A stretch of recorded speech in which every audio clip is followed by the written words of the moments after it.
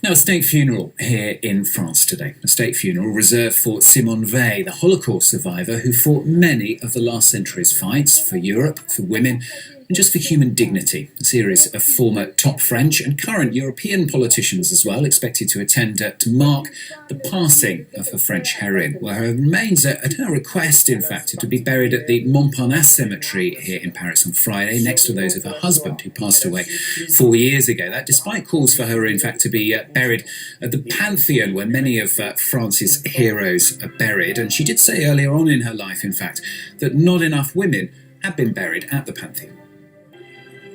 The fact that there's such a dearth of women in the Panthéon is to deny everything that women have contributed to this country in the past, and also to deny what women bring to our country today. Simone Veil there speaking earlier on in her life, obviously. Well, with me here on set is Marion Duquesne, who's from the association Les Effrontés, which in English means the shameless. It's an association which fights for the rights of people, for example, from women to the gay community, foreigners, immigrants and workers as well. Thanks very much for being with us. Thank you for having me. Why do you think it's so important today then to remember Simone Veil in the way that she's going to be remembered today? Because she's an incredible woman who fought all of her life for justice and for people's rights, no matter what her own beliefs were. She always saw humans first, and she was strict and she was dedicated to this commitment, and she was really strong and powerful. So I think it's important to remember her. She's a great role model, I think. What are the particular issues that really stand out for you? I mean, for example, she spoke a lot and did a lot for the rights of women over abortion, didn't she? Yeah, she did. For me, it's very important because she saved the lives of thousands of women who did not die of forbidden abortion. So that's amazing. And she did it against her own party and her own people, and against a lot of criticism that she was almost called a Nazi for doing that. So I think it was really powerful for her. It was human first, and women's rights were really important for her. And for those of us living in France who perhaps don't remember Simone Veil because we weren't here at the time when she was so well known, I mean, it's been very interesting, hasn't it, to see the amount of media coverage that there's been over here and the amount of tributes to her. I mean, why do you think the French feel such a passion for her? Well, because first, she was deported. She went to the concentration camps, which is always an important part of our history and the memory that we're trying to carry on of this tremendous part of the time. And also because she was, for us women, she did so much and she fought all the way. And she was really strong, and then she had a wonderful career when even her husband at the time was not in favor of her going into just working and going into politics.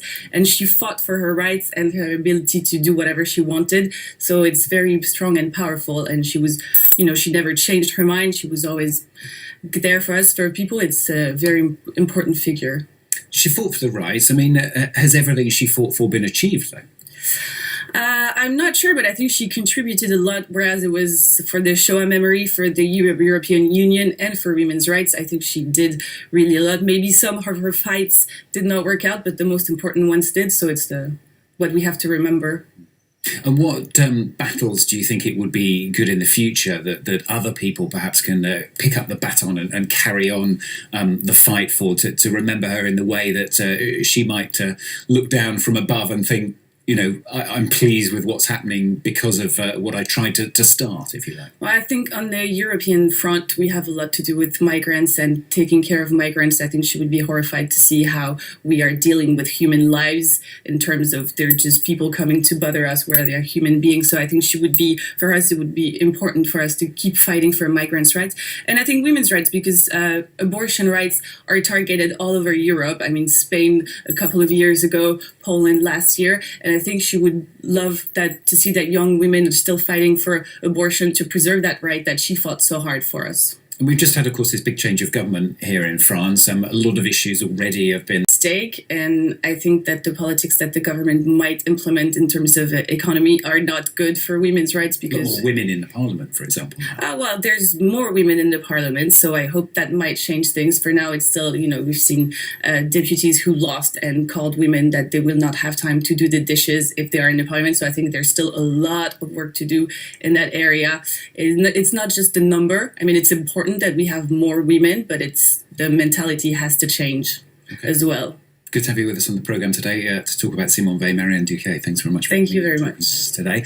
We will, of course, be covering in full that funeral of Simone Veil throughout the morning here on France 24. Live coverage of that ceremony begins at 10:30 Paris time, so just over an hour's time. It's 8:30 GMT.